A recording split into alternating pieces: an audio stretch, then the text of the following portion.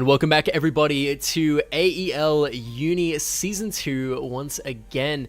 I'm Kadius, joined here on the casting desk by Ares. How are we doing today? Very well, very well. We got some another day of Dota action, another series of GIGACHADELAIDE as well. I feel like, well, for me, I think this is my third series of them, and I think our second series where we get to watch them. So it's going to be exciting to see how the boys are continuing to develop. Certainly. Well, USYD No Brain Gaming was actually the team that I casted last time that I was on the desk, and they made some pretty impressive comebacks. Not typical that you would see, but the players have actually already hopped into the drafting phase. So we've got a Coddle Band on the board, along with Omni Knight and Silencer. What are our thoughts there? Just the meta, making sure taking out nothing, leaving nothing available in regards to some of the meta heroes. And this is going to be interesting too, because before we really jump underway, I mean, GIGACHADELAIDE, they're currently top of the table, and USYD, they're second at the moment. So this is probably going to be our best series in regards to Group B, especially with how the tables are looking at the moment. So first, second place. And in particular as well for USYD, I've seen a lot of these players over the years as well for AEL. I mean, Appa, so Ramen Noodles, if he is playing position 2, which, do you know if he is playing position 2 this season? I believe Appa is one of their supports. I think he's their pos 5. What about Ramen Noodles? I'm pretty sure Ramen Noodles is their mid. Yeah, if so, I was really impressed with him last season when he played. I have to imagine it was on USYD as well. And then I've seen Muddy as well. And I think Loveless I've also seen in a couple previous seasons. So USYD got a little bit of chemistry building. And well, for GIGACHADELAIDE, they're 4-0-1. But the one loss was a forfeit because it's Andros's fault. So, we'll see if USYD can give them their first, second, however you want to call it, loss.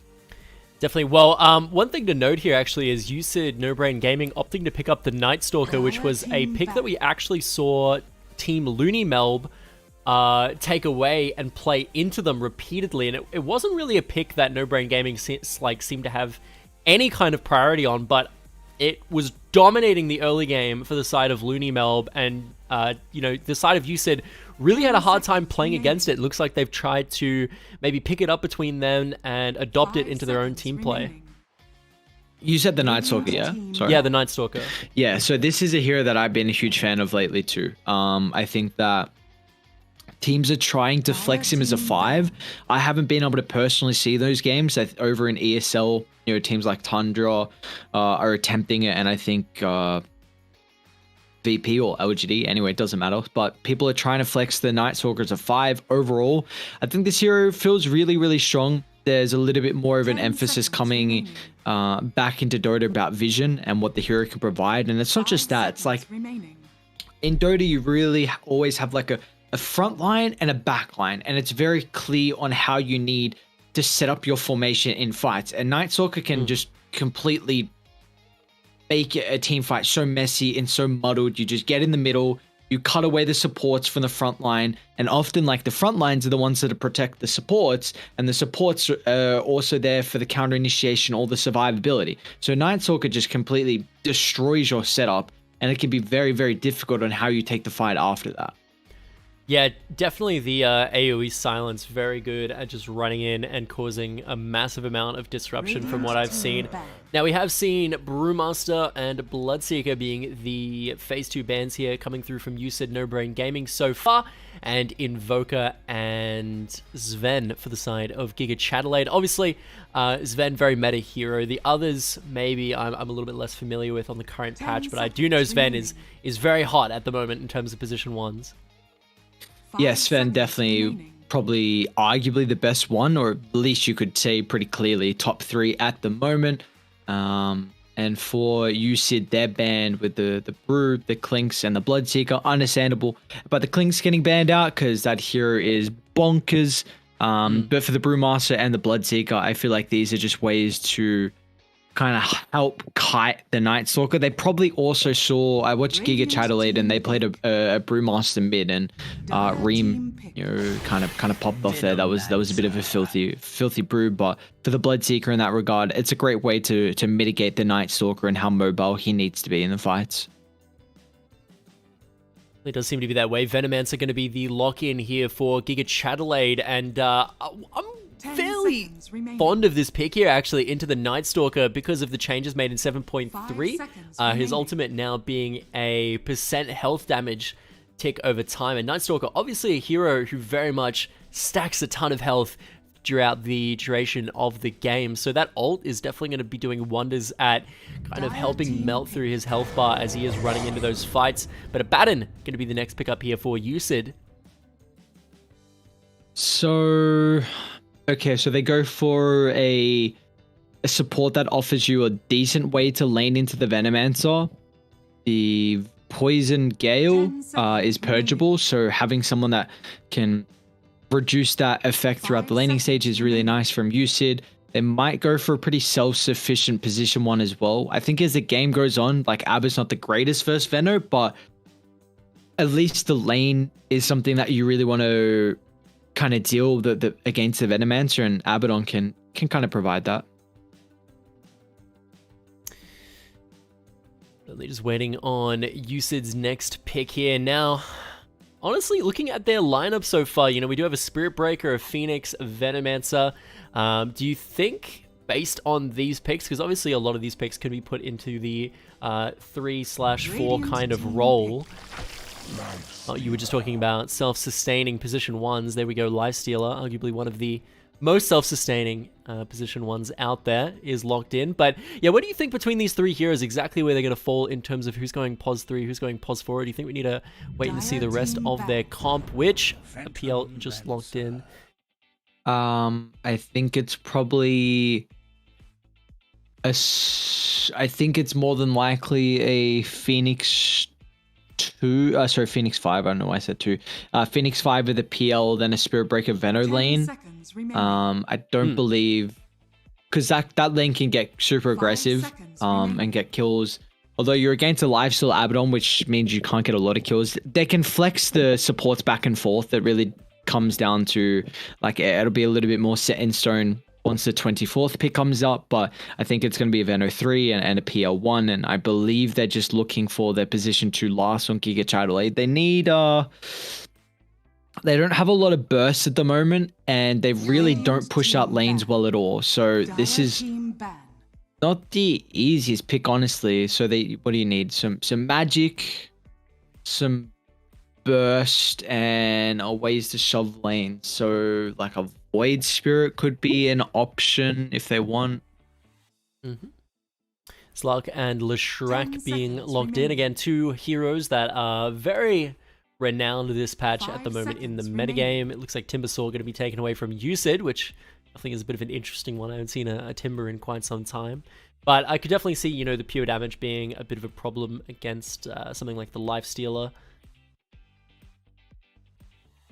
Yeah, it's also, you could play aggressive here and just lane the Timber versus the Night Stalker. Maybe they're also looking to play a strength position 2 in the mid lane.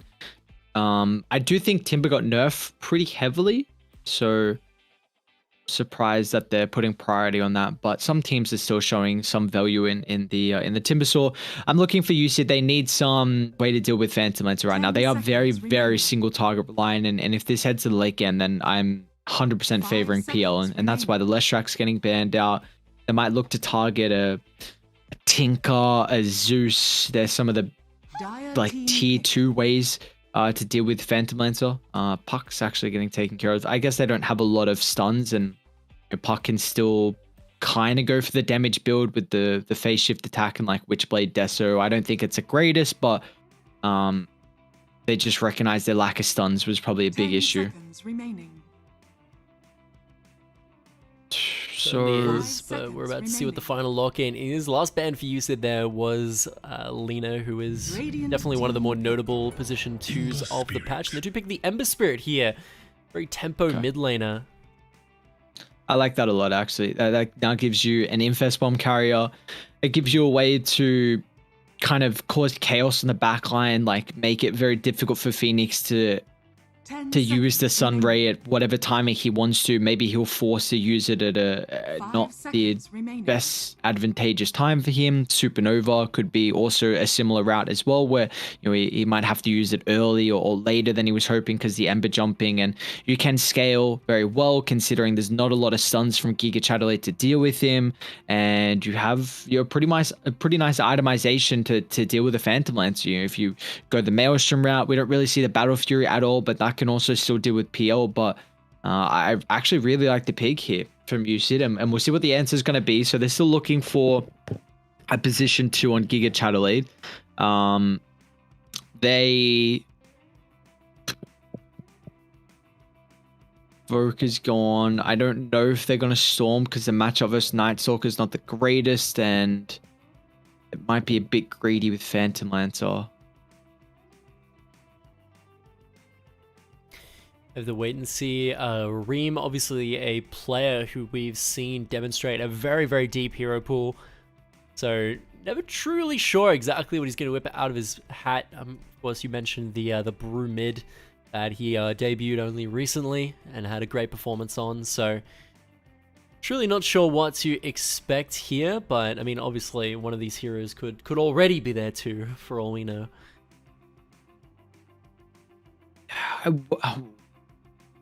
Monkey there?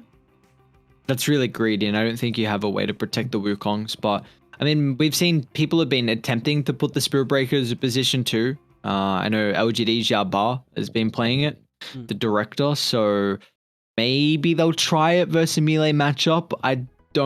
It doesn't feel like on paper it'll be that good.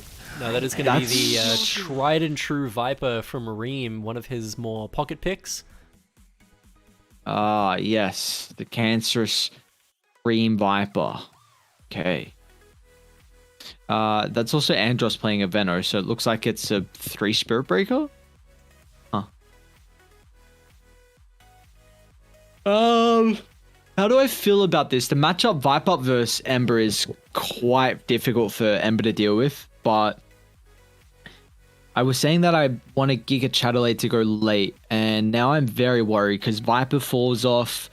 Spirit Breaker late game is position 3. Feels like he's not going to have as much impact as a Night Stalker. Don't get me wrong. You've got BKB piercing lockdown versus a lifesteal. That's always great. But I just feel like 2 out of your 3 cores are not going to scale as well into the late game.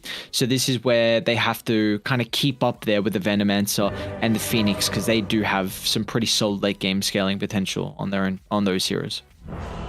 Certainly, well, we'll just have to wait and find out and see. But of course, this game between USYD No Brain Gaming and AU GIGACHADELAIDE wouldn't be possible without our lovely sponsors. Ares, if you'd like to pay a word to them.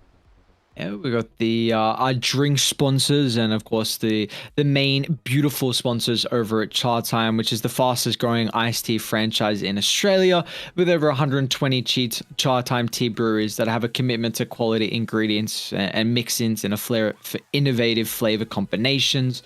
We've got AOC next as well, our monitor gaming partner. They're the global leader in monitor display technology. For more than 50 years, AOC has delivered an exceptional viewing gaming experience to millions of loyal customers worldwide. Then we've got our food partner, Indomie. The noodles are made from carefully selected ingredients, the best quality flour and fresh spices from the natural resources of Indonesia. And then last up, of course, I mean, we've got everything right now: the food, the drink, and then of course we also have the monitors. Now you need a headset company too, and that's where Rig comes into play, developing superior audio for competitive gamers and streamers at all levels. So a big shout out to all 4 of our sponsors, and a big shout out to our teams as well, as unfortunately I don't know what happened. Someone game up first blood. There was a big invade that happened here from the Dire side, and they found one of the Radiant lacking in their triangle, and that resulted in a quick and easy first blood. Yes. I was waiting for that to happen. I'm like, surely it's not. Like, I feel like it won't. Usually, yeah, at least a lot of games I've been seeing recently, teams are taking some skirmishes, but not these big 5-on-5 fights, and then just a classic, first blood comes out. Definitely, Muddy Hikoku was a player who we've seen a good bit of flexibility on as a position 3, showed off his Conquer, and now taking the enemy's pick here, the Night Stalker, and showing that he can play it himself. You know, the Bracer Tango start seems to be popular on these Night Stalkers from what I've seen. Yeah, I'm a big fan of the Bracer. I mean, it gives you 8 damage, and what, the Quelling Blade's only 12, so you got to think about this. Like, the 8 damage you get, yes, it's 4 less, but the Quelling Blade doesn't give you any extra damage to trade in the lane. It's only good for CSing. That's all the Quelling Blade does. And also, you could keep in mind, look at the extra stats as well. We already brought up the 5 strength. Not only is that 5 damage, but that's also a bonus 100 health. Then you're getting a little bit of extra regen, some agi, so a little bit of armor, buffing up your mana pool. So all in all, like, I feel like strength cores really don't mind going for the Bracer. Certainly. Well, let's talk about these lane matchups exactly here. I suppose we can start off up in the top side and work our way down, but we do have the Vengeful Spirit Lifestealer going up against Spirit Breaker Venno. Now, obviously on the side of the Radiant offlane here, we've got 2 fairly aggressive heroes in the laning phase. You think that Lifestealer as a hero is able to, you know, use his classic tried and true sustain to power through this one, or...?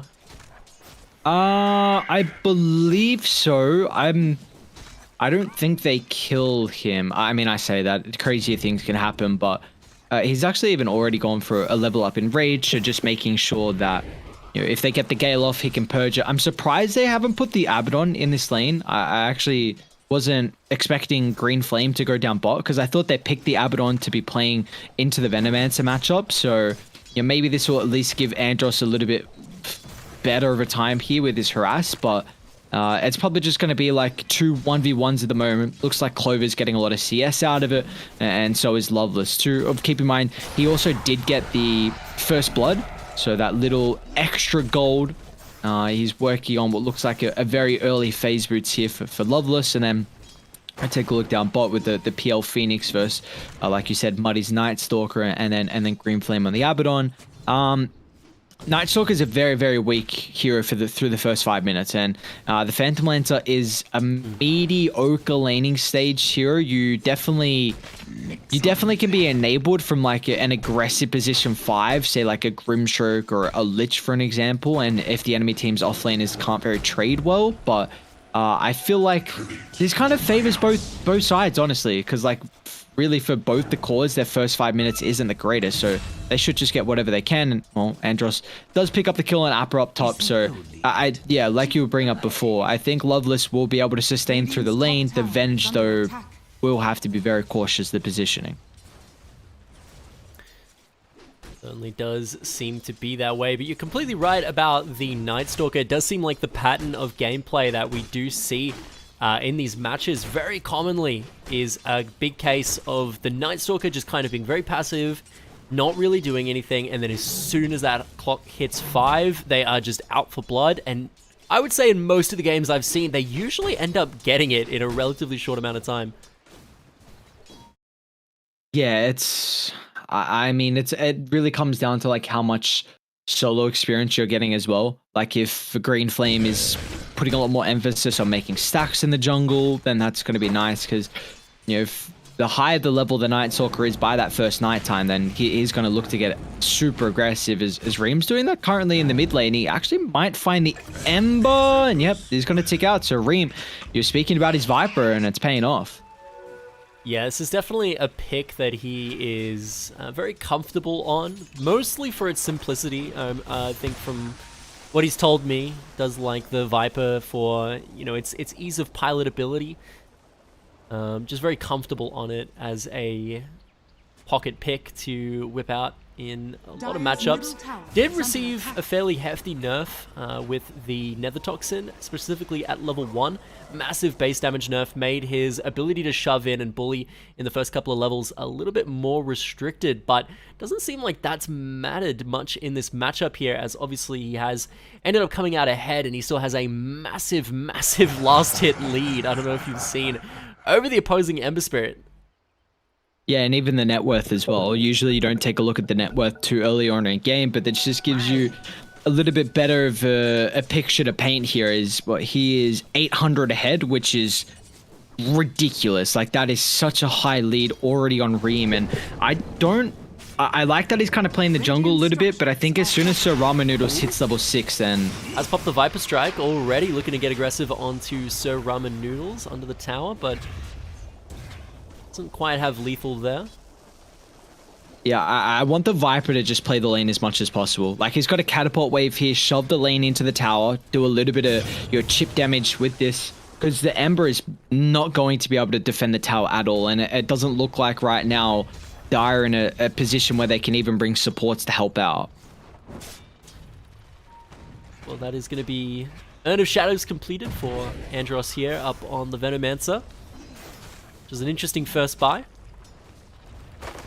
Does make a good amount of sense though, building up to get some of that, you know, anti-healing going against the Lifestealer potentially. Yeah, the Urn's really nice with the Venos toolkit. Like, this is a hero that just wants that little bit of tick damage just in case for the ultimate. Appa should be dead here. Onto Appa, caught out unfortunately. Does get the magic missile down, but there's the bash from Clover, and that is going to secure that one up. The second time they've caught out this support in the laning phase, I do believe. Which, do you think that's just mainly down to the fault of bringing him up here instead of the Abaddon like you were talking about? Do you think the Abaddon would have a much easier time? Yeah, that's a good question. I think so. I still think they would have done a lot of damage to Abaddon nonetheless. Even though he's, what, 200 health tankier? It would really depend on his positioning, as Clover should be fine. The main thing is that Lifestealer's got like a 700 net worth disparison between the Spirit Breaker and himself, so Loveless is getting a lot of farm at the moment, and they don't really have anyone to kill on Dire but the Venge. Like, Night Stalker's very, very tanky. Could be quite bad here. For Clover, one more auto attack will do the trick, and he manages to steal it up. Magic Missile gonna look to buy Loveless his escape, and Psycho is just left helpless as his position 3 gets dove under his own tower 7 minutes into the game. Now, Loveless, I'm not sure if you saw this match. I do believe it's the same player that's just name changed, because very much so Loveless is in the same tune to his previous name, but this USYD position 1, in the last game that we saw them, they were down incredibly bad. It was almost a guaranteed losing game, you would think. And then they were playing Phantom Assassin and went for the old, I'm just going to build a rapier gamble. And they ended up turning the game around and winning. So this is definitely a position 1 that is exciting to watch and definitely does take risks. Oh, that's what I love to hear. I'm all for these position 1s. You know, when the game's on the line, you got the big nuts coming out. You're like, all right, let's pull off the rapier here. Let's try and make it work. If this is really the only way to come back in, and sounds like it was. Man, Viper's already got boots of travel. Appa nice here. TP. The Charge of Darkness coming through, but no, he's able to TP out of there. Okay, that's a very solid TP from Appa. You do see like how consistently aggressive they're going to be. They're spotted Loveless. Gonna maybe chase him down here in his own jungle. Steal away this stack. Let's have Infest. Cavalry reinforcements are arriving. Appa with the TP. No nether swap available. Great use of the stomp there to slow down Psycho just a little bit, but now Reem is caught in between 3 heroes. Charge of Darkness is coming through to buy himself a little bit of time, but Night Stalker during the dark is just so scary. Reem getting very, very low indeed, and he'll be finished off by Sir Ramen Noodles with a great usage of the Flame Remnant. The rune of regeneration. Now Clover looking to be next on their agenda as this Night Stalker popping the ulti this early in the game. He's just so terrifying. Great charge over the wall though. Looking to get himself out of there in time, and he lives to see another day. That is probably the most important kill they could pick up this game. And I mean, we're only 10 minutes in and they've already got it. Viper was top of the net worth, was going to be the hero here, honestly, for Radiant to keep the tempo, because they don't have the greatest way to start these fights, and you just want the Viper with all the net worth and the strong lane that he's had it, and now all of a sudden Ember's only 500 gold behind, so this is actually really not looking good for GIGACHADELAIDE at all. Yeah, Lifestealer even pulling ahead in this game certainly is going to mix things up and make it very exciting indeed. Definitely a very, very intelligent call there, though, by the position 1 of USYD. Loveless pops the Infest into the Centaur creep, and then uses it to stomp, cuts off Psycho, and then wraps around and secures Reem for the team with the slow from the ultimate. Just definitely very well played. And I feel like now, like I'm a bit concerned that I was speaking about that. I think the supports have to have an immense amount of farm going late game, because the Viper's not going to scale, and I don't think your Spirit Breaker is going to scale as well. And like, I know I'm speaking a bit early. I know Viper's still second in net worth, but this hero, once it comes to the mid game, just feels like a paper airplane and will be dying a pretty considerable amount. And then you're not gonna scale anywhere near like an Ember, where you had a great laning start, but you weren't able to pressure Saram and Noodles now. And now he's caught up at a hell of a amount where he can start making the plays. And I mean, if they don't kill him like 2 times in a row now on Ember, then he's completely got a game. Yeah, normally in these Viper comps, the big question is, can we get on top of Viper to kill him once it does come to the late game? But you know, you have this Vengeful Spirit, you have this Ember Spirit, you have this Night Stalker. Obviously, you have Infest plus Remnant combo. So many ways of diving into the backline. Psycho getting picked up there, up in the top side by a cheeky 4-man gank. But as I was saying, so much dive on this USYD lineup to make Reem's life a living hell as we head into the later stages of the game. You really do have to worry. Yeah, you really do. So now it's really the question of me of Dai going to itemize to deal with the Phantom Lancer as this game goes on, because at the moment he's got double Blades of Alacrity, closing in on this Diffusal Blade, and so the lifesteal, I like this. He's got Maelstrom into Armlet, so it gives him a way to keep up with his farm, a way to deal with PL as the game goes on. A little bit of extra attack speed with the Mjolnir to help with the Supernova. For Ember, he's also building into the Maelstrom as well. So yeah, they're starting to recognize that they need some of these AOE clearing damage itemizations to kind of counter the Phantom Lancer. Yeah, 4 top right now. Big rotations coming through from the side of GIGACHADELAIDE. Looking to maybe get aggressive up in this top lane. Safe lane tower, tier 1. Eyes are on the prize. Eyes are definitely on the prize here. Dire's top tower is under attack. I mean, Andros has almost got a vessel, so this is going to be a very big item for the fight that's about to break out. Does have to watch out here. He's kind of getting a little bit aggressive and maybe walks into too many heroes. Clover looking to go aggro on him, but Reem is just getting chased out of the fight right now by those 2 melees that we were just talking about. He's the first one to go down. The egg comes through, and it is just looking disastrous for this GIGACHADELAIDE lineup. Green Flame now looking to try and make a full retreat as Appa is getting charged by Clover in the back line. They are able to clean up Green Flame on this Abaddon after the borrowed time expires, and Appa not taking too long to follow. Brilliant bait and turnaround there from the GIGACHADELAIDE lineup. I guess this is, the one thing that we haven't really spoken about enough, though, is that Radiant, their team fight does feel a lot better. I mean, Supernova, Poison Nova as well. So a bunch of Novas there for Radiant, and there's nothing Dire can really do. I mean, they don't have any team fight ultimates, so again, some of that AOE damage is going to come through as the game goes on. But we're seeing if they're unable to kill off the heroes that have all the team fight abilities at the start, then it's going to pay big dividends, as that's a huge fight for GIGACHADELAIDE. A 3,000 net worth lead now. It also gives the Phantom Lancer enough farm for the Diffusal Blade, so he can look to continue get involved in these early skirmishes. Certainly does feel that way, as Team Nova, as you seem to have dubbed it, is really showing why some of the picks they have work well. So much AoE from that lineup. They do have a break as well, built in with the Viper. Very good at shutting down, obviously, things like the Venge Aura shuts down things like Lifestealer's passives. very useful overall. So, I think a great pick. Paying off here for them.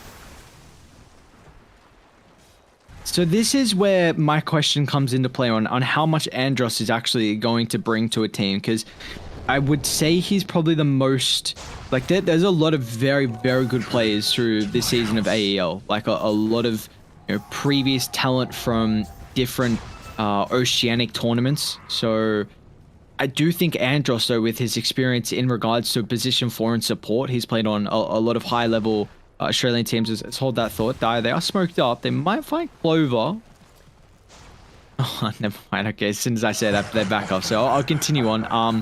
I think as a support, quite often, you can bring a lot to your team, because in the early game, you're going to be the most vocal. And I think a lot of the players would honestly look up to him, considering his knowledge. And he's a pretty fun and, you know, chill guy. So he's naturally going to connect well with the team, as I'll continue that after. Bottom lane, they're going to charge in on Clover Muddy. looking to go aggro onto Muddy Hikoku. Photic Shield trying to get him his escape, but I don't think it's going to be doing any good, as the CC lock coming through from Clover right now is just too ridiculous.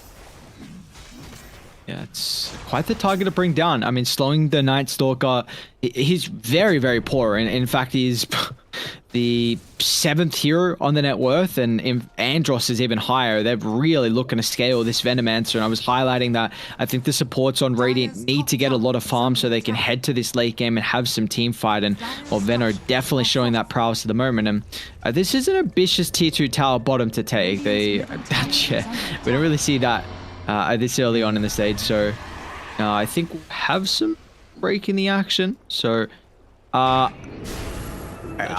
you spot him out? I'm intrigued on how Andros can bring the kind of the helping team. Right now. Hold on, Muddy Hikoku does go in, but Charge of Darkness is there to lock him up once again. But here comes Loveless, pops out of the Infest, is looking for Andros. That's the target on his mind. The Supernova goes down, trying to buy his team the retreat. Appa trying to TP out. The Charge of Darkness, though, is going to cut him off. Not this time. That's not going to happen again. As he goes down, another TP coming through from Reem. He has arrived. Viper Strike onto Green Flame. Immediately pops the borrowed time and the pause. Alright, I got some time now. So we just saw. Okay, dude, he's already back. What the hell? That's such a fast reconnect. So I'm pretty sure Green Flame's dead. He's TPing out. Actually, no, I think he's gonna make it. Yeah, he'll make it. Borrowed time, kind of a good ultimate, so he should be A-okay. Yeah. We'll see how the Nether Toxin comes into play. They don't have the greatest stun lock, so he should always be able to manually pop Nether Toxin, but of course it will get rid of that passive effect. So yeah, it's still, you got to remember sometimes to activate it. Some people might not, they're just so used to the passive that they may forget sometimes, but just quickly, we saw how Radiant were able to execute that team fight up top, where they got the full 5-man wipe, and I think that's just Radiant recognizing that they're really strong early game in these skirmishes 5-on-5 compared to what Dire are. So that's what I'm intrigued to see. Like, if Andros can, you know, be the person to really recognize when they can fight and when they can't fight, because it's very difficult for a team to know that when you're in the middle of a game, unless you've got a hell of a amount of experience. Doesn't seem to be that way, but again, they are just charging onto Muddy Hikoku with these boots of travel. Once again, the Viper Strike comes down, but with 3-on-1, Muddy Hikoku not standing much of a chance. He is just going to get stun locked up and taken down. A little bit of bullying going on towards this Night Stalker, I can't help but feel. Yeah, with having this tier 1 tower still up bottom, it's going to make it very difficult for Dire to play Dota, because quite often, you can see when I draw on the map, yeah? Yes. Yeah, okay, so quite often if that tower's down, then Dire can have like this extra side down bottom, like that. And now you don't get the small, the hard camp, sometimes even the medium right next to the outpost, and that maybe even stops you from getting an extra wave down bot. And it's just a lot easier as a TP point. Like Radiant, they've got Boots of Travel, you got Spirit Breaker that can get across the map so easily. So now at this stage in the game, it's gonna, I mean, you're gonna have to give up like a tier 2 or Roche to take that tier 1, and that's never a worthwhile trade. Certainly is an uphill battle, but Charge of Darkness does get pulled onto Appa here. We'll see if he takes it. No. Gonna call it off. And I gotta say, Clover, really the player to watch on this team at the moment. Just seems to be making the engages, making the plays happen right across the board. Top tower is under attack. I don't know if Dire can take this fight. Not in a Missile choke does point. get nether swapped in. He might get blown up before anyone can react. And yes, indeed, massive. Poison Nova does come down though. Borrowed time buying Green Flame as much as he can.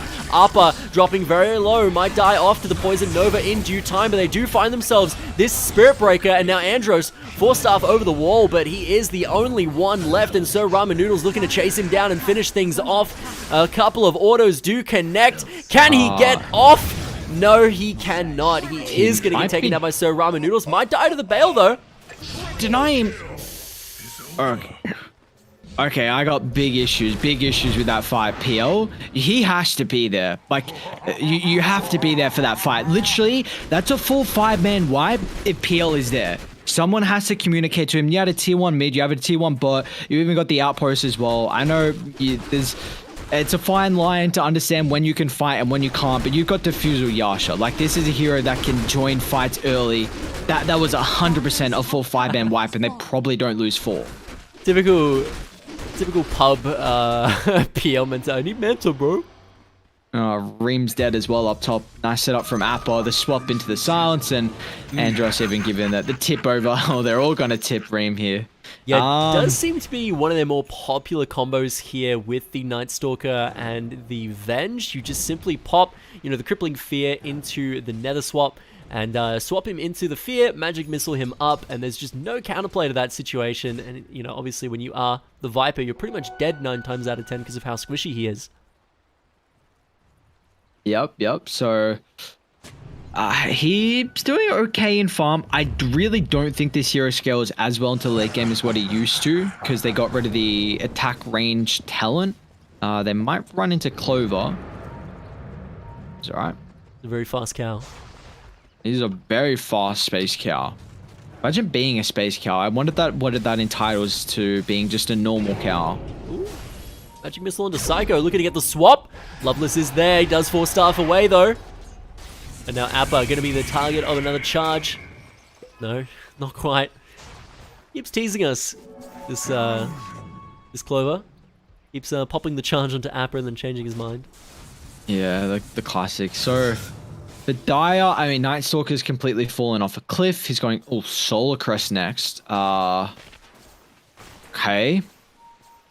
It's going to help Life Stealer, and it'll give them, whoever he targets on, some extra attack speed to kill off the Supernova. The Embers almost got BKB. I would like to see Dire kite fights. The one thing is that Radiant still have big issues with cooldowns. I don't think Ramen should die here. Yeah. Common here, the Diffusal Manta into Shard for the PL? It's relatively common, yeah. You take a look at the Dire's heroes, like, they are very single target. They don't deal with illusions well at all. Even though they're building Maelstrom on both Ember and Life Stealer, it's still nothing that is too crazy of a counter, and they are very mana dependent. Life Stealer, 780 max mana. Night Stalker's even worse. Abaddon's just as close, and I've already listed 3 heroes that are strength heroes and are super reliant on mana. So already Diffusal Blade and the constant illusion spam, it's just going to rip them apart. And Radiant want long drawn out team fights. So we'll hold that thought. Ooh, swap onto Psycho once again. Deja Vu. He's got his teammates though to get him out to safety. Poison Over is going to drop down onto Loveless, and look at the Nether Toxin. We were talking about how it can cut through the passive effects of the side of this USYD lineup, and it is just on full display there. But Clover wants more. Charge of Darkness looking to make its way onto Sir Ramen Noodles, but it does get interrupted there by a great Shackles. Now here comes Hugh finally deciding to join the fight. Aphotic Shield trying to buy Muddy Hikoku his escape, but it's not going to be enough. Green Flame maybe biting off more than he can chew to help his teammate. The borrowed time comes through. He is able to get back up onto the high ground though, but Hugh, oh my goodness, I thought he was going to keep on going. He actually ends up getting swapped under the tier 3. But with no one there, Appa unfortunately is going to go down. Charge of Darkness over the wall, and they're looking for more. Viper Strike onto Sir Ramen Noodles, looking to melt down this Ember, and he is also going to go down. That's 4 for the side of GIGACHADELAIDE, and now Green Flame from a spot of bother to being the only one left alive for this lineup.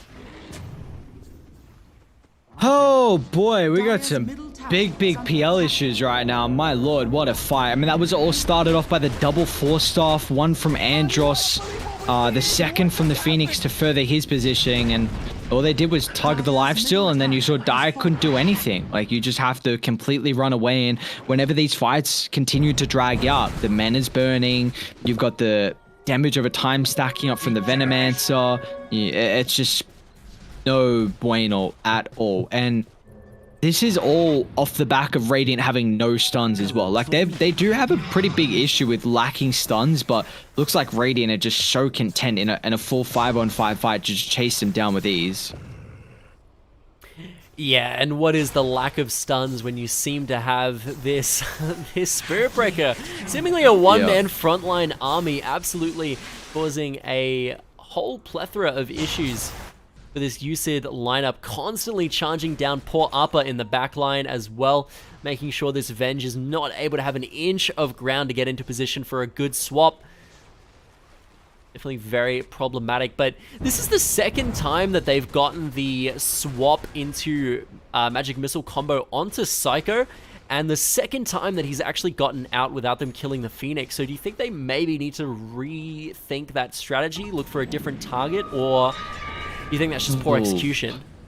I think Phoenix, like I brought up earlier, that I think Phoenix and Veno is probably the most key the most important components in Radiant's lineup to bring down because of their team fight and how they can enable them. They're gonna run into Green Flame, not the worst target to pop the smoke. Okay, not even gonna get the kill. Yeah, both the Supernova and the Poison Nova are just giving way too much to this fight. So I don't hate that they're aiming him. You see, they themselves also don't have the greatest chain lockdown, which is going to be a bit of an issue. Radiant's bottom tower is under attack. But it all comes down to the nice thing, at least for Dire, is that they do have the vision advantage thanks to the Dark Ascension at nighttime. So maybe this can help out with finding the ideal target and, you know, maybe even getting a pick off before taking like a 4-on-5 fight or something like that. So, you know, we'll see how heavily this comes into play.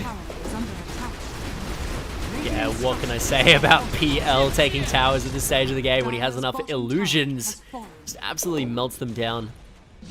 They might be actually looking to push high ground here. Green Flame, the only one to defend. TP coming through here for Appa. Looking to hold them off. Wave of Terror, that's not enough. You need a little more than that if you're going to dissuade this PL and this Spirit Breaker from wailing down on your structures. Finally, after the start hitting the barracks, the TP comes through from the cause. Instant BKB on the shackles from Reem. Oh, here we go, the swap though, but he is magic immune, so they're not able to have any follow-up, I'm afraid. Loveless looking to go in there, but the Nether Toxin gonna maybe dissuade him from walking in there a little bit too aggressively. They do lose their melee racks though, which is a little disastrous. And I like how Radiant didn't get too overzealous and jump in. They don't have lineups that has stuns, so if they heavy commit, they're in a situation as they're smoking up to try and catch PL. Oh, he's gonna go back for the spider legs. That actually might cost him.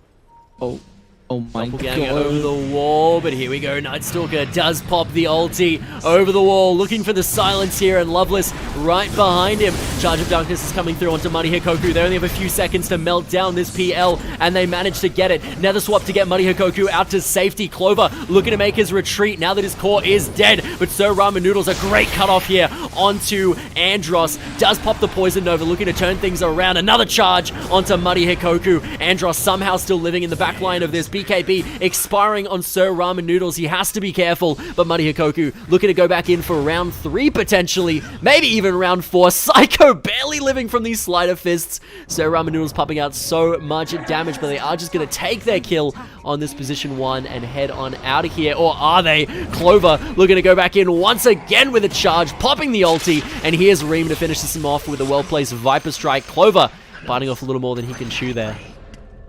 Wow. All right. Very nicely played there from the boys on Die, getting a big kill on the Phantom Lancer. Then, unfortunately, Ember stays around for a little bit too long, but there's signs of life. PL might have made it away if he popped the spider legs in his inventory just to free walk over the high ground away from the Night Stalker. But we're nitpicking on things. It's nothing too drastic here. So what's the lifesteal building into next? He's gonna actually have Blink. Okay, this is a very interesting item choice here. Maybe it just enables him to get on the Phoenix and Banner easier. Mindbreaker actually picked up there from Loveless. He's gonna send that one back. But the silence on hit, I imagine, is going to be going over to the Ember. Yes, indeed. So they have a silence to be applied on their Sleight of Fists now. The Roshan really being melted down by the side of Radiant. They're going to give that one over to Hugh. Okay. Well, killing him off a second time is going to be pretty difficult. We'll see. Man, pretty difficult is definitely one way to put it. I don't know if they can do it, honestly.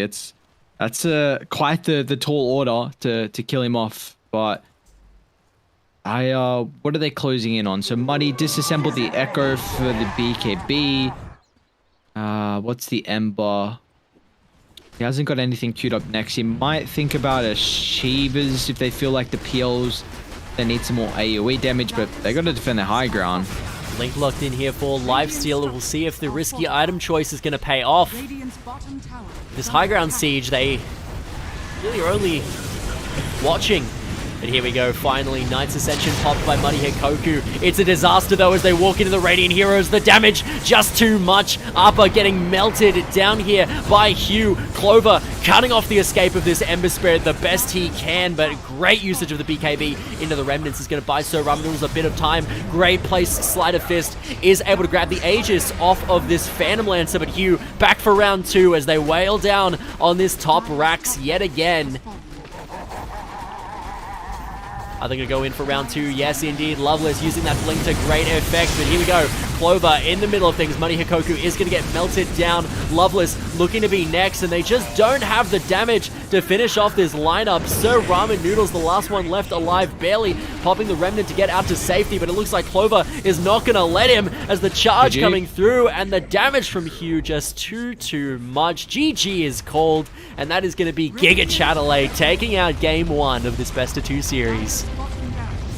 Very, very nicely played. They just executed these team fights on a level that I wasn't particularly expecting. I mean, my, we saw the PL issues were pretty drastic there, but even all the other heroes as well. I mean, Spirit Breaker did such an incredible job with who he was targeting throughout the team fights, and Reem also, he popped off in the laning stage, and I thought that they maybe let the Ember back into this game, but Radiant just recognizing their power and how strong they can be in fights and continuously looking for 5-on-5 fights and really didn't release on the gas pedal here. Certainly does seem that way. Well, looking at that lineup, what exactly do we think the adjustments are that this USYD lineup need to make in order to really come back in that game? It seemed like they had a lot of problems closing out the game early without, really much of an seeming of an answer to this massive threat that was the PL once he did get those items online. Yeah, there's just, whenever you draft a single target focused lineup and you don't ban illusion heroes, you're always going to have a rough time. They unfortunately also got last pick 24th in a Viper, which never feels too fun at all. I mean, we saw just how rough the matchup was. So it's just like, the draft didn't enable them as the game went on, and you saw GIGACHADELAIDE, their heroes all synergize together with wanting drawn out fights. Like both PL, Venno, and Phoenix really want those long drawn out fights, and that's exactly what they got. So for GIGACHADELAIDE, their draft, just the synergy really starting to shine, and for USYD, unfortunately, they just fell into the trap where you have too much single target lockdown, and you don't ban a hero like the Phantom Lancer, they'll make you be punished. Certainly. Well, we'll see if the adjustments can be made, folks. This is a best of 2 series. USYD still have a chance to tie this one up 1-1 for a tie, or will GIGACHADELAIDE continue their dominance of not really, as you said, receiving a proper defeat and go undefeated after this series? Only time will tell, but you'll have to stick around right here to AEL Uni to find out exactly in the next game. We're going to throw it over to a 5-minute break, and we'll see you in just a moment.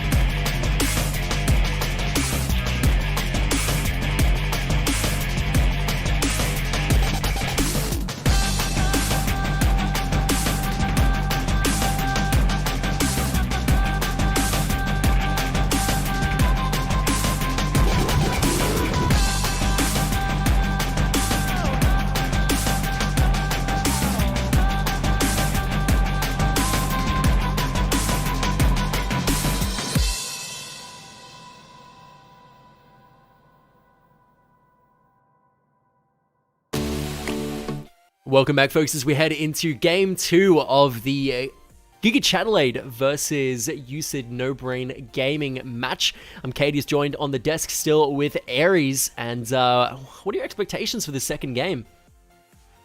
Well, I mean, GIGACHADELAIDE still remaining undefeated right now. We'll see if the boys on USYD can finally give them their first defeat, but so USYD are a pretty strong team. There's a reason why they're in second place in Group B at the moment. So my trust is in them. We just got to see what comes down to the draft. See if they can get a draft that will enable them to take it. I think it all comes down to that. Certainly, well, Omni is going to be the first ban here. Not atypical, something that we have seen in the last game. He was one of the first phase bans. Lycan as well. Very problematic offlaner at the moment.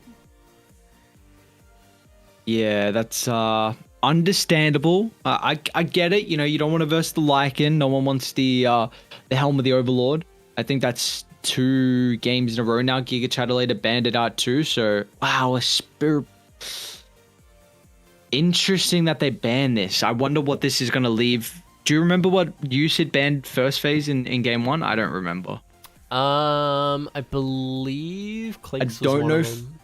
Okay, yeah, I've. Clinks was second phase, I think. So yeah, Clinks was second phase. I think it was their third ban. It may have been like a Keeper of the Light. Even Phoenix is banned out too. So some new heroes. There's the Coddle. This hero is bonkers. Very good with Clinks as well, who is also going to be open here. The Coddle Clinks combo, a little bit strong. Chakra Magic is a very good enabler, both with the Shard coming out of stealth to spawn skeletons, and also with obviously the Barrage to farm extremely fast.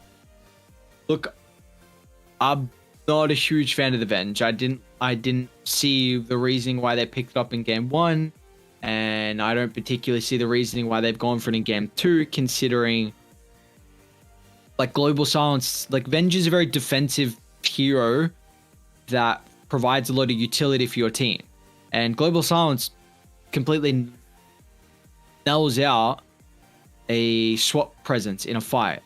And now Night Stalker is also going to be playing into 2 position-based squishy supports, which he loves to do so. So I was saying I think there needs to be a lot better emphasis on the draft from USYD, and probably isn't the way to start it off, unfortunately. Yeah, definitely missing the Clinks pickup there in favor of the Venge. They go for the ban on the Clinks instead, banning out Reem's Viper as well. So it will be a different position 2 matchup here as we head into our second game.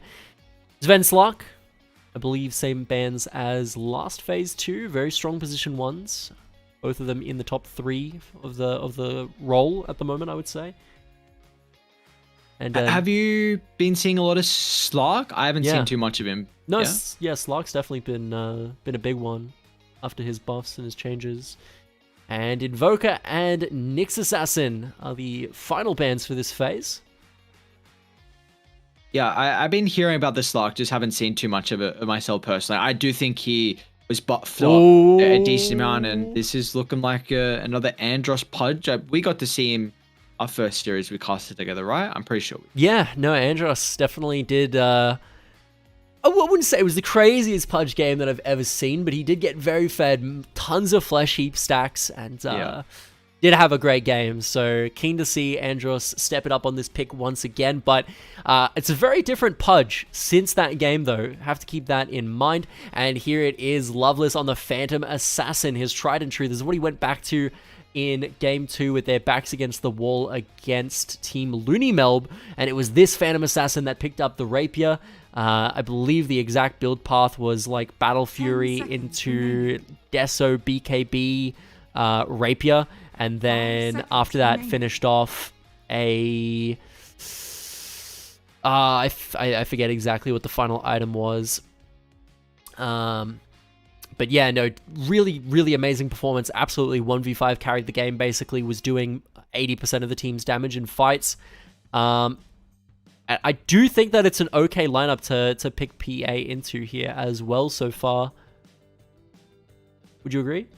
I think the first 5 minutes will be good. Mm. I think if they go for a roaming position too, he could be a bit of strife because Night Stalker is going to be hot on his tail the entirety of this game, especially while PA is looking to farm the kind of first 2 items that she really needs, Battle Fury plus Deso, or if you're really behind, BKB. So you at least have, Coddle's a decent pairing, refresh the dagger or the Phantom Strike, whatever you want. That's kind of cool. Minus armor with Eventual Spirit. So there's a little bit of synergy there at the moment. It's super greedy, and I really only see PA on like last pick. I don't see it this early on. I think she can definitely be punished. It was definitely last pick last time, but Mars getting locked in here for the side of USYD. Definitely be an interesting one. Does Mars' ultimate stop Night Stalker from going over the walls in his ult? Or can he just fly right over it? Yeah, he can fly right over it. Batrider can fly right over it as well. So oh yeah, no, this is a bit of a yikes, and I feel like Mars in the laning stage is actually going to be pressured pretty heavily into the silencer. This is Arcane Curse does so much damage, man, in the laning stage and as the game goes on. So I don't know how they're going to get on top of him. Mars Coddle's a decent lane though, honestly. Like any stun to set up for the Illuminate that's already charged up is a ridiculous amount of damage. So if this is Psycho playing the silencer, he's going to be pretty cautious of his positioning. But I don't mind it because you said they didn't have any like big team fight abilities in game 1. So at least getting the Mars gives them some of that capability. Yeah, do you think the Battle Fury Phantom Assassin route is the way to go? Because I honestly, you kind of see 2 styles of PA. You see, there's the ones that go the Battle Fury and, farm up a little bit, go for the Deso second, the BKB third. And then you see the ones that just go for the Deso BKB and just try to kill stuff with coup de grace very early. Into a comp like this, do you think going the more farming Battle Fury centric route is the way? 10 seconds remaining. Maybe if they pick a Magnus here, then you don't have to. I feel like I think you really need Battle Fury if that's not the case, and that's a bit of an issue because I like heroes having as much versatility as possible with their item build. So I think maybe if they mag, they might, which I wonder if they could actually fit a mag in. I think the mid matchup versus Bat, I mean, he's got a skewer, the reset. It looks okay. I honestly wouldn't hate it. They're going to go Vendor themselves. So what is this? Gives them... Okay, so USYD had last game, they had very big issues with single target, and their last pick was vulnerable to getting counter-picked mid. Now, for them though, and they also didn't have team fight, also I wanted to mention, but now they've got team fight with the potential Ignis Vardus on the Coddle, Mars Arena, the Venomancer, Poison Nova. You've got some cute synergy with Venge PA. You can take Roshan. You kind of lack ways to take objectives. This actually could also be position 2 Keeper of the Light, which we don't know how they're playing it at the moment on USYD, but they have some form of flexibility. Certainly well. Last pick here is up in the air, but Batrider is a hero that I haven't seen a lot here out of the AEL Uni season so far, but definitely is a hero that a lot of people have had their eyes on after his buffs in 7.3. The sticky napalm buffs were kind of absurd. He does a lot of damage. He has a timing of getting the level 15 sticky napalm talent shard all online at the same time, and when he hits that timing, you can kind of just delete people from the game with sticky napalm damage. So very interesting to see how this one is piloted, especially in the offlane. Obviously, we saw... actually, is this a different offlane player, or has he just changed his name? That's a good question. They're playing with Unleashed. What's going on? I think he just changed his name because they've only have 5 people in their roster. So Unleashed was their 1 in game 1 at least. And Clovis was playing the 3. Hmm. Yeah, did he change his name? Wait, let me take. Yeah, because it was HIEU, who is actually still there. Who are they missing? So It was Clover. Must have changed. Yeah, he must have changed his name to Unleashed. Unleashed. Certainly. Well, Unleashed is going to be on this Batrider, and Bloodseeker going to be the POS 1 here for Hugh. No. First, all right. Real quick, I don't know why, but in the scorecard, it's saying the Spirit Breaker's name was Unleashed. So it might say it's Clovis when we get in game. So it is still the same player. We got a interesting draft though. A Bloodseeker picked up from GIGACHADELAIDE. I can't see who's playing what actually. It's bugged for me. So who's playing what? Hugh. GIGACHADELAIDE? Hugh is playing Blood, the POS 1 from last game, the PL. Okay. And what it's position 4 Bloodseeker, 5 Silencer with a 3 Night Stalker, or is it a 2? It seems to be a 1 Bloodseeker. Psycho is on Pudge. Andros is on Silencer. And we've got Unleashed or Clover on this Night Stalker. So they're playing the Pudge position 5. That's really interesting because last time they played it was Andros playing the Pudge on the 4. So they're swapping it up a little bit, and he's on the Silencer. So position 4 Silencer. Interesting. Okay. That's going to be a pretty decent lane versus the Phantom Assassin, I imagine. Yeah, and it's also a mid Batrider versus the Coddle. We are seeing position 2 Coddle as well. Very intriguing.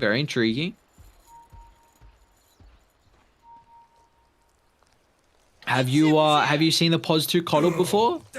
I have since the new patch. Yes, it's been a little bit popular, I suppose. It's been a bit of a weird pick, which you wouldn't normally think, but he went from 1 armor to 2 in the new patch, and that has done wonders for his ability to lane for whatever reason. But Reem is actually going to face check quite a few heroes here, ends up getting skewered into the tree, but a great meat hook there from Psycho is actually going to save his teammate over the high ground. Dope, nice play. Well, I was going to say we're gonna get our first blood early as well to start this game, but not the case. It does mean that Reem don't think he's going to be able to contest the bounty rune, but they might still go 2 for 2 with Unleashed getting top. The battle begins. Well, Ooh! Green Flame's actually going to get it hooked over the wall here. They're looking to chase him down. No thirst available, I'm afraid, to chase this one. And the salve comes through from Green Flame, and he is going to get out with minimal losses. That went well, I think. Alright, well, they don't have the great... How are you feeling about this draft? I'm in 2 minds at the moment.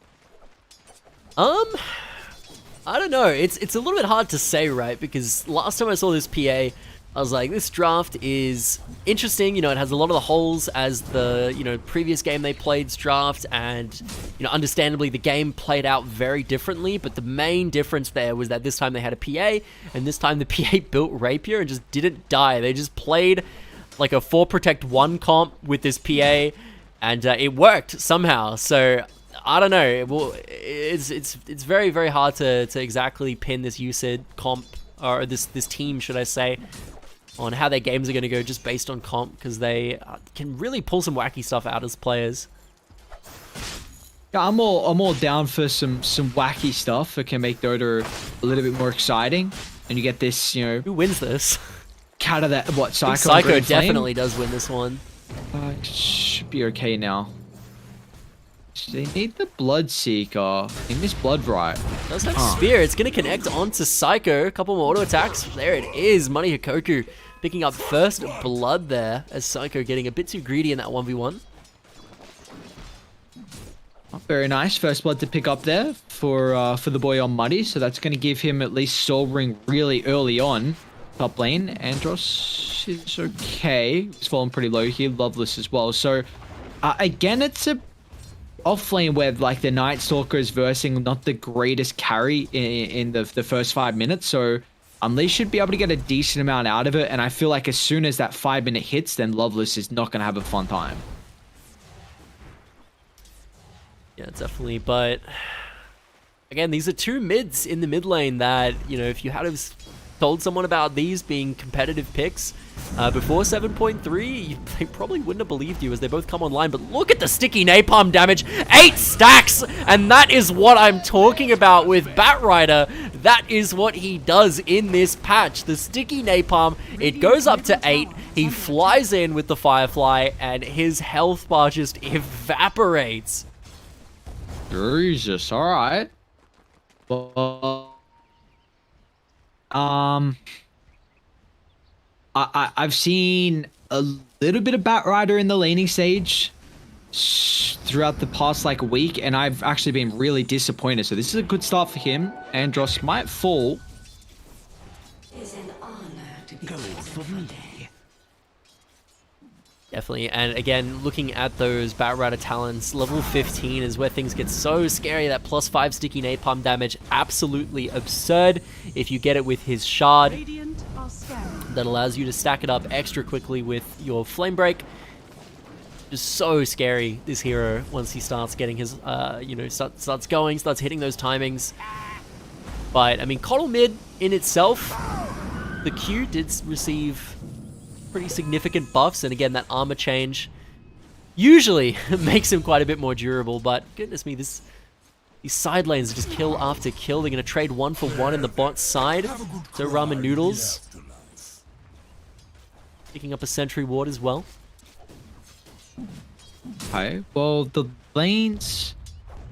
Looks like the nice thing about Coddle mid, I feel like you can just spam out the lane with Illuminate and you don't have to ever put yourself in a compromised position now. I mean, we saw him die previously, but I think he should be okay now for the upcoming lane. So this will be intriguing on how mid's going to continue faring, and at least how that can turn in some aggression as the game goes on. But Oh, great hook there onto Green Flame. He's actually caught in the trees, and that is going to be a nice easy pickup there for Psycho and Hugh. alright, well, even mid lane, so ramen noodles is not going to tick Andros? out. Top lane as well. Does grab it with the Stifling Dagger, but is going to go down to Unleashed. Tips all around, tips galore, as kills happen in all 3 lanes at basically the same time. 5 minutes into this game, and we have 10 kills on the board. That's 2 kills a minute. Absolute slaughterfest of a match. You love to see that. Exactly what you want to see in a game like this. I'm all down for the kills, and I'm 100% happy with that. As at least for, I mean, for Dire though, like PA's not getting a lot out of this lane. Only 15 last hits, and Unleashes 14 denies, and now that it's nighttime, it's not going to get easier. Bot lane, some aggression going on.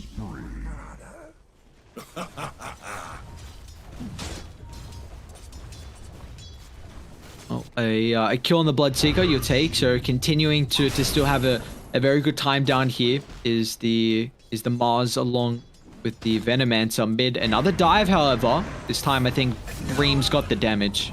Yeah, so much damage out of Reem, as we were talking about. Pops the spray down onto the stairs as well, just to rub it in that extra little bit. But yeah, I mean, he just gets that level 6 power spike, Flaming Lasso in his pocket, and able to do so much. But Psycho fishing for another hook, goes a little bit wide there on Muddy Hikoku.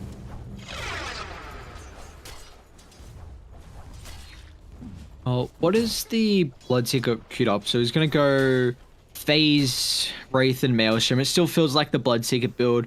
Relatively cookie cutter. Not going to see too much different out of this guy. Rupture's got pretty good value this game versus the Phantom Assassin, a hero that really needs to be mobile in fights, just jumping in, jumping back out, getting a kill, assassinating, then resetting the fight with the abilities on cooldown. So we'll see how the at least mid-game fights continue to fare. Andros does have to watch out. Gets hit by the magic missile. Loveless diving in.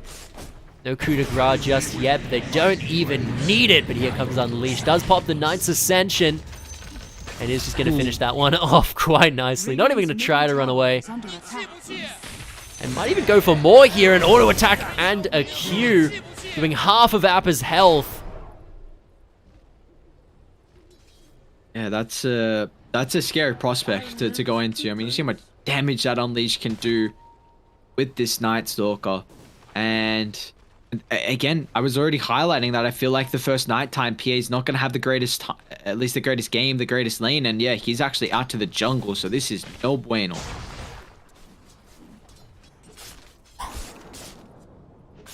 Only a slow start for the PA, but it does look like Battle Fury is going to be queued up. So Ramen Noodles, we're going to clear out this jungle. Green Flame is getting dived up top. TP comes through. Currently a 3-on-3 situation. First target here is going to be Muddy Hikoku. Lands a great skewer to try and get the Night Stalker off him in time. So Ramen Noodles does have the TP in here, but what can he do? One of his comrades already down. They're just looking to play this one out nice and slow until Unleashed looking to go in, but oh my goodness, the burn damage from Reem. Flame Break just melting through his health bar there thanks to the sticky napalm. Dire's top tower is under A attack. couple kills to pick up, and still this net worth lead continuing to grow from Radiant as well, with the Batrider top of the net worth, 5-1-0. Reem is looking to continue on with his momentum from game one, isn't he? I mean, this is... Have you seen him play much of the Batrider? You say he was quite the Viper player. What about the Bat? Definitely have not seen him pull out the bat, but I mean, again, it's such a meta pick right now in this 7.3B patch that I can't really be surprised that, you know, he has it in his pool available and ready to whip out at any time. I mean, yeah, I see why. With how strong of a lane he's had at the moment. They might catch another one at the Ancients, PA. Yeah, Loveless getting chased down here. Nothing you can really do at this stage. Reem, look how much damage he's outputting, and he doesn't even have that level 15 talent yet. Or the shot. You were saying this. Top lane, Venno might die as well. It's all fun and games till someone gets their face. I mean, this is just kills galore across the map at the moment here for GIGACHADELAIDE, and I think with the greedy Phantom Lancer, they're going to really lack a way to get back into this game, because he is a hero that needs a lot of farm. So, I mean, I'm really worried with how they can make the space for him. You getting very, very low here. Arena of Blood almost finishes him off, but he ends up popping the Rupture. Here comes Reem, Boots of Travel, this man's favorite item. And that is going to be Pudge finishing off one kill with Dismember. Lasso used to stop Appa from TPing to safety, and they're going to be able to pick up both kills, and Hugh gets out alive. Couldn't have been a better result. Yeah, there's that global potential. Andros just helping out across the map. You highlighted as well the Boots of Travel +1 effect, and getting involved, saving the teammate, and they're continuing to look to hunt as well. As they're in the triangle, they might find the Coddle. Dire's top tower is under attack. So Ramen Noodles right now just getting chased down. The Flame Break coming through here, as Reem is just bullying him a little bit. With a couple of stacks of sticky napalm, already doing nearly half of Coddle's health. So scary, the poke on this hero right now. Oh, I feel like it's just only going to get more difficult as well. They just have to play it, keeping their lane shoved out. Yeah, that's what they can provide. Radiant, they don't take the towers that fast. I mean, it's really on the Blood Secret finding items. So that is kind of the one big issue that I have with Radiant's lineup. But they might be able to find PA again. Oh, he actually does use the blink there, and Psycho actually dismembers a creep. That is not what you want, but the meat hook does connect, and that's going to result in the kill anyway. And our mid lane. Yeah, certainly in the mid lane. Unleashed looking to get very aggressive with this Night Stalker ultimate. Arena of Blood locking up Green Flame and Appa from their escape path. Great meat hook is going to lock up Appa. Green Flame next to follow. And what can I say? This GIGACHADELAIDE lineup is looking massive right now. Sir Ramen Noodles doing his best to run away, but there is no place for you to run to. Dire's middle tower is under attack.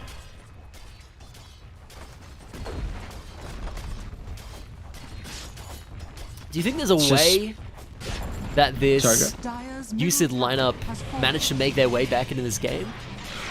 The arena from Mars, and somehow if you can farm Blink surely, but Muddy, they've got Rupture.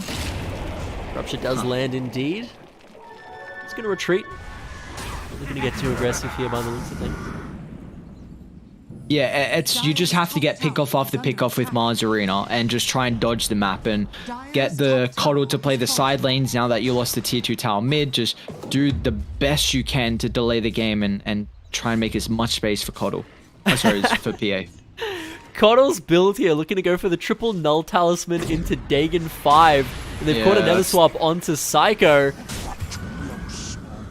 That's the position 2 Coddle build for you. That's I don't know. It's worked for some people. For them this game, that's a great question if it's gonna work for them or not.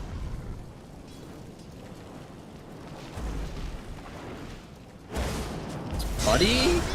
Yeah, Reem is just leading this guy around on a wild goose chase. Locks him up with the lasso. It's gonna be a nice and easy pickup. That's just, and that's a hero you need to be getting farm. That's the only issue. Like, you need the Mars to be finding this blink timing, and unfortunately for him is that's going to further delay it and also giving more time for the Bloodseeker. And I was highlighting, like, they don't take objectives unless the Bloodseeker gets items. So a bit worrying here for Dire, but down 7,000 gold. This is also just props to the team that have not dropped the map just yet. Like, you know, still the GIGACHADELAIDE lineup looking really strong. They might find Night Stalker down bot. Nothing faster. Leashed? Is he actually going to make it away? TP out here, and yes, indeed.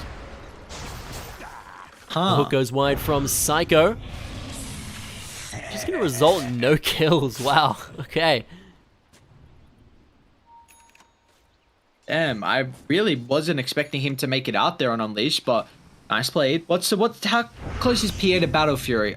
Still needs 2 components, so it's not going to be that fast at all here from him. I mean, by this stage, it might be like an 18 plus timing, and they picked it super early. That was my issue. Yeah, Reem right now really showing that he is the guy to watch. Over 1,000 net worth over his position 1. So Ramen Noodle's looking to TP up here to get aggressive onto the man himself, though. Scurrying away in the tree line using that pig pole movement speed. Guess they're just gonna let him get away. Pole? I think it's an interesting item. I don't actually think I've used it much as a neutral item myself. But Loveless now does have to watch out as Batrider has set his sights, and look at the damage. My goodness, but he's now found himself in a 1v3 situation, looking to TP out the best he can. 1v4, and he baits them all and gets the escape in the process. Another global use to just protect the team who has had the numbers disadvantage there. I mean, Dire are going to look to smoke up and head to bot, knowing the global silence is on cooldown. We'll see if they can take this fight, though. Dire's bottom tower is under attack. The time will tell as the TPs do come through. Psycho is waiting in the wings here. Could potentially get himself a pick with this hook. We'll see. Appa has to watch out. Arena of Blood does find the Night Stalker. Hooks him out to safety, but Nether Swap to put him right back into the middle of things, putting the damage down onto Appa. Blink into the back line. Dismember onto Sir Ramen Noodles, but here comes Reem. Look at the Firefly damage. He finds 1, looking to find 2. Can he find Loveless as well and make it the 3-peat beyond godlike with a triple kill? Yes, he does. Unleash the Beast finishes off 1 and ultra kill. Looking to go over to Reem here. Not quite, but definitely a big team wipe there for the side of GIGACHADELAIDE. All according to plan. Man, this is rough. Like, they still have some team fight, but we're just seeing there's a huge difference on how you can execute. Like, it's hard to say, but it just still feels like, even though they're second place, it really does seem like Radiant are just a tier above them. Yeah, super dominant lineup for sure. Level 15 has been acquired by this Batrider. The damage will be absurd. Does get swapped into the middle of things though. The damage won't be quite absurd if he gets melted by 4 heroes in the blink of an eye. The triple tips come through. But meanwhile, they have caught out a Muddy Hikoku walking up into the triangle with no vision. And they're looking for more here, actually. Blink Dismember to find Green Flame as well. Okay, well, at least the PA kept alive, so he's getting closer to the Battle Fury. One more component now. Only issue is these towers. I mean, bot slowly getting shoved in. Night Stalker doing a little bit of damage with Dark Ascension. They might get another kill. Great though. meat hook. Finds himself Sir Ramen Noodles, and that is going to be Unleash the Beast Unstoppable. I mean, I don't know. They're hoping for a prayer here on Dire. I mean, you did say that PA, last time he played the hero, he was able to come back. So, you know, crazy things have happened before. Yeah, the game definitely did look a lot like this the last time he played PA, and they ended up winning. So I wouldn't count USYD out just yet, but it's going to be a certain uphill battle. Meanwhile, the Arena of Blood looking to get dropped onto Psycho turns into a bit of a 3-on-3 skirmish with Hugh waiting off in the outskirts. Pops Rupture here onto the Venomancer, finishes off Green Flame. Appa maybe looking for the TP out, does get it, but Muddy Hikoku going to pay the price, and that's going to be a clean 2 kills picked up for GIGACHADELAIDE once again. Yeah, just continuing to assert the dominances. I mean, this is still 30-10, and you see they really haven't had a thought of walking into Roche. So they have recognized that how much of an issue the objective taking is on Radiant. So they're just going to beat them in submission, it looks like. Yeah, Appa tries to just de-ward a single observer, a single sentry, but not even allowed to. Was able to grab the obs, but it was at the cost of his life. There we go. Oh, she's even taken a stack at Radiant side, so getting a little bit of farm. Again, I mean, even Reams almost got Aghanim Shard. Radiant almost. So Bloodseeker went Maelstrom, Sanjin Yasha. Are they actually going to kill Ream? Well, I mean, slow is a great answer to this Batrider, and yes, indeed, it does look like they'll finally be able to bring him down. Meanwhile, though, Rupture on the Loveless looking to finish him off, and yes, indeed, they do find the Phantom Assassin trying to rotate back towards the team. Meat Hook is going to land on the Green Flame off in the side. That's going to be a surefire dead Venomancer. Muddy Hikoku meeting much the same fate. And once again, it seems like this USYD lineup take an inch, and they are given a mile by GIGACHADELAIDE in return. Yeah, just, I mean, it's like you just said, I mean, give an inch, take a mile. You're hoping somehow he can keep up and get that farm, but where does he farm this game, man? He's got nothing to really catch across the map when Radiant are always sweeping to find him aggressively. And how many times has he died now? 7 deaths on a PA. It's a rough one. Are they actually going to look to take a fight top? Potentially, the Meat Hook gonna go a little bit wide, but Hikoku blinking to the Arena of Blood though does find Hugh and Andros.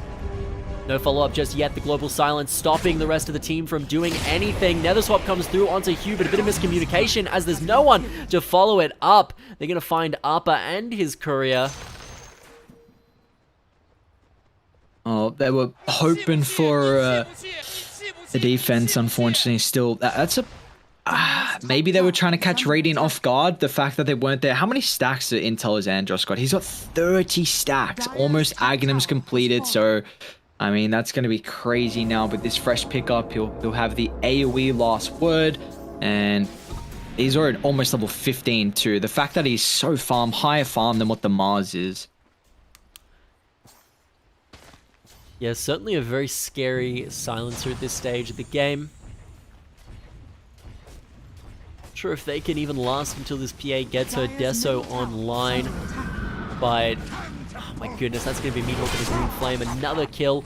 No, maybe not. Nether Swap actually used to get him out to safety. Appa redeeming himself, potentially. Dire's Oh middle my tower goodness, the is under damage. attack.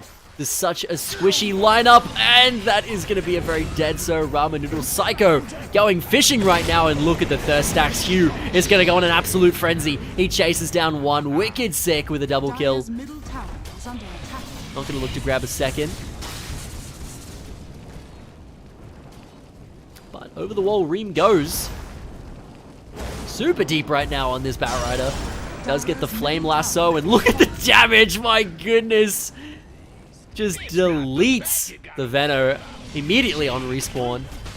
Radiant structures are fortified. I mean, with 4 down, when do you feel like they're going to call it? Are we going to take predictions now on how long they're going to stick around in this game? Because they honestly might just tap out pretty soon. I don't see a way back into this. Certainly Dire's is middle barracks. not looking the best. This dire lineup of USYD No Brain Gaming, or can they turn it around again? Arena of Blood is met with global silence immediately upon cast, and it seems to be a thorn in this Mars's side as yet again it is used to deny the follow-up. Green Flame getting a big Poison Nova, but again, it's not going to really do too much as he is just going to die. Now poor Appa left to defend the base by himself. PA gleefully farming the Radiant side triangle while his Ancient is being pushed. Life just got interesting. Psycho's even hooking Bloodseeker inside the base door, just maybe seeing if he get killed off by the tower. I mean, what a dominant performance. Like this is really the team to keep our eyes out for as we continue to head to the later stages of the groups and, you know, towards the Just gonna walk playoffs. into Loveless here. Okay. Oh, he's able to TP out just in time. Oh, the tips coming through as well. They I mean, what are they? The fact that Dire is still sick in this game. What's the win probability? Oh, 99%. It's I mean, you've even got a Pudge. Your position 5 Pudge is higher net worth than your position 3. They might even kill off Green Flame mid, honestly. Top lane. Yeah, Loveless very low. Getting melted down by Hugh here. Another swap comes through, but it's too little too late. And Upper just going to put himself in the line of fire here, really. He's going to go down, but Hikoku dropping the Arena of Blood to buy himself the escape along with his team. But unfortunately, it is too little too late. So Ramen Noodle's left to do nothing but sit back and gleefully pop his Dagon.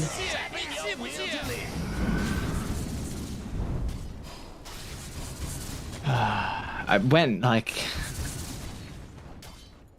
Do report team for not pausing. They're at that stage where they can just, you know, drop some all chat.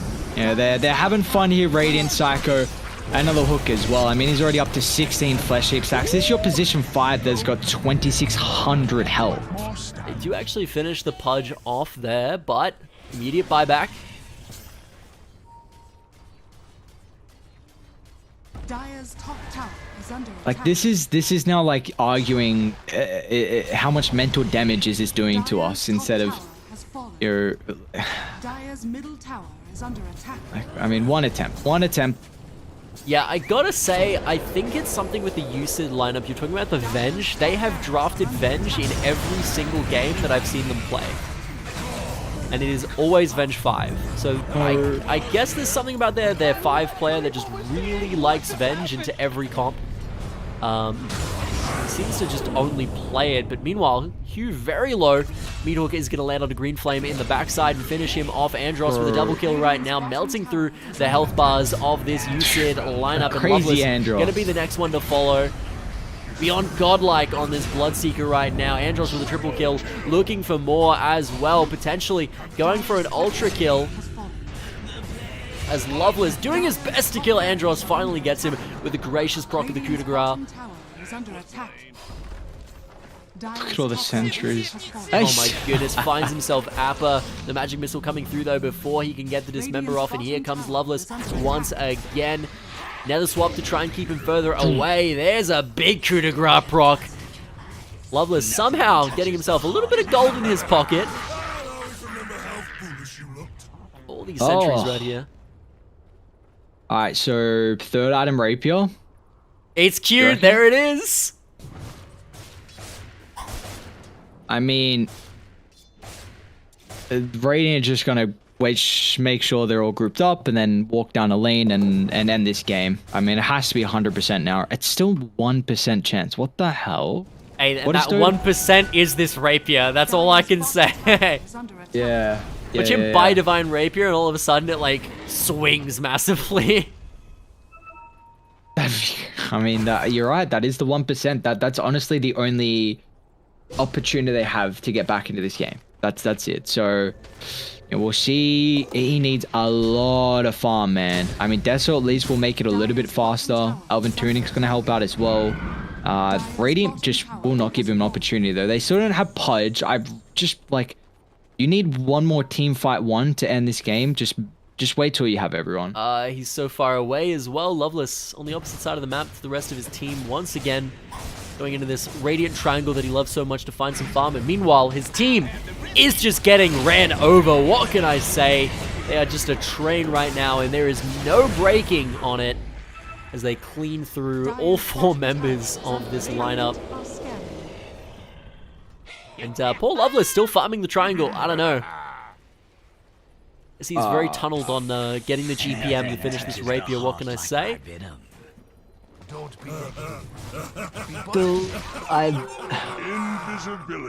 Yeah, I don't know. I feel like it's a bit of disrespect sticking in this one still. He's gonna come back. We'll see what he can do. One last fight. Shit, objectives. They do find the Arena of Blood into the kill on Reem. Now Loveless is here.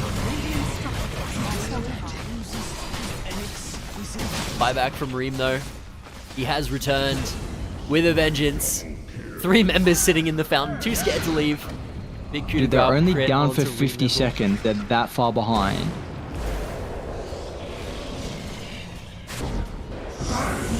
Big nether swap onto Unleash, but he does pop the Ghost Scepter to keep himself nice and safe for a little while longer. The DPS coming through from Andros. What can I say? It's just relentless, and oh my goodness! Reem, much in the same boat. Upper, look at the damage from Andros on this curse. He's got that 20 talent. It's crazy. Is that going to be enough? It should be now. So How much crazy. intel has he stolen? 52 perma? He's gonna get the lasso on this Veto. Dude, you're yawning. Why are you still in this game? Like,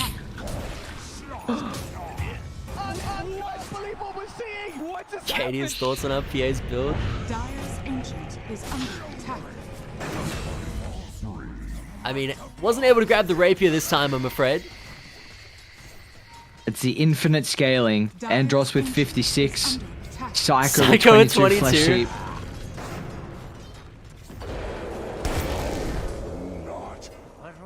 Radiant victory. GG indeed.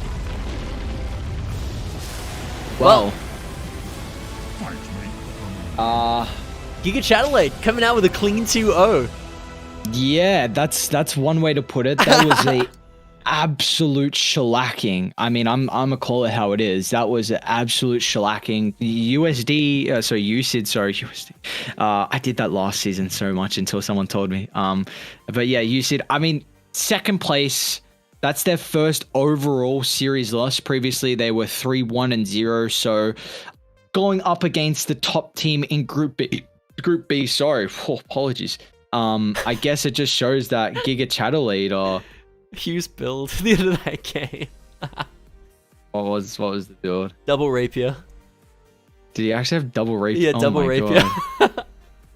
I mean, yeah, I don't. It's just, yeah, we got to give props where it's due. GIGACHADELAIDE, there's a reason why they have just legitimately dominated every single team they've come across. They are looking like quite a team to make a run through the playoffs. Yeah, certainly one to watch, and honestly, I'm very excited for them to make their way out of this group, which very clearly it does look like they're going to be doing, and, you know, facing some of the defending champions that are, you know, have found themselves in the other groups and, you know, proving their worth against them. Definitely going to be some great games.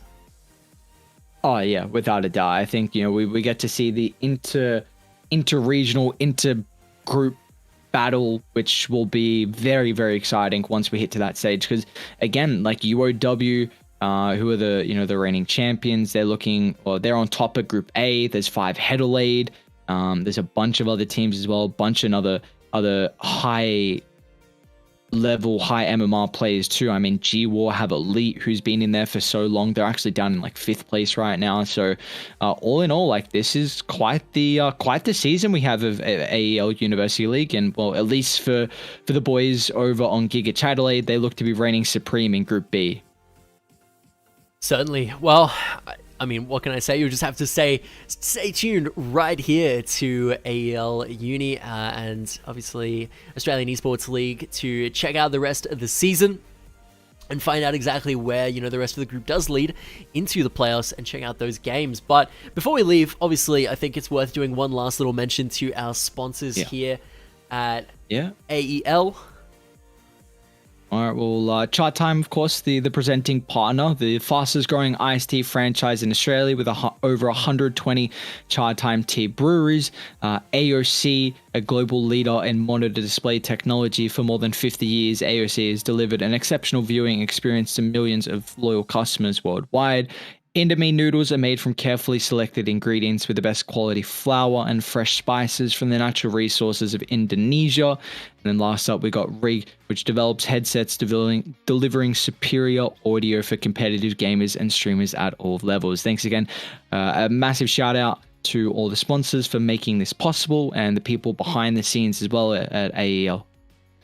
Certainly is. Well, big congratulations once again to GIGACHADELAIDE, and remember to follow us here at AEL Uni and at AU Esports on all social platforms such as, Twitch, Twitter, YouTube, Facebook, whatever it may be.